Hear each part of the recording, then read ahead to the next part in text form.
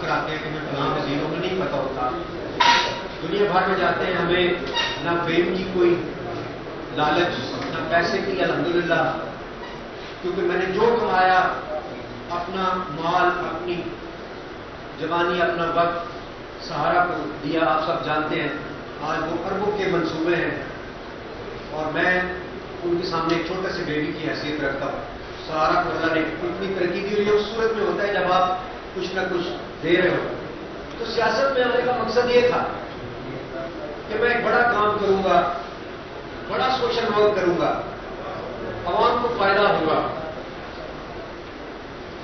اور وہ خواب ہم سب دیکھتے ہیں کہ کوئی ایسا بٹن مل جائے، ہم آن کریں تو پاکستان میں تبدیلی آ جائے.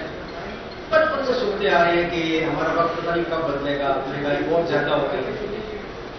لیکن بدقسمتی سے مجھے وہ اپنا سیاست میں جو رول تھا، جو کام عوام کے لیے کرنے کا، فی الحال پورا ہوتا ہوا نظر نہیں آتا. جو سیاسی رویے ہمیں آج سیاست میں نظر آ رہے ہیں، تشدد، اس میں وہ ہمیں نظر نہیں آ رہی. وہ آگے خدمت والا ایلیمنٹ مجھے نہیں نظر آتا، بلکہ پہلے میں کر رہا ہوں شاید وہ بھی متاثر ہوتا ہوا نظر آتا. تو پھر ہم ایسا کام میں کیوں مزید اپنا وقت ضائع کریں؟ تو ہمیں عوام کی خدمت سے کی طرف ہمیں آگے سوائے اندھیرے کے فی الحال کچھ نظر نہیں آ رہا.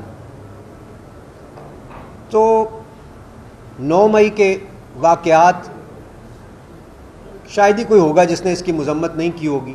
اس میں ہم نے انہی شہداء جن کا میں ذکر کر رہا تھا، ان کی یادگاروں کو ٹوٹتے ہوئے دیکھا، آگ دیکھی. یہ لوگ میرے ساتھ جو یہاں موجود ہیں، یہ شادرہ سے ہیں، میں نے یہ گواہ ہیں سب کہ میں نے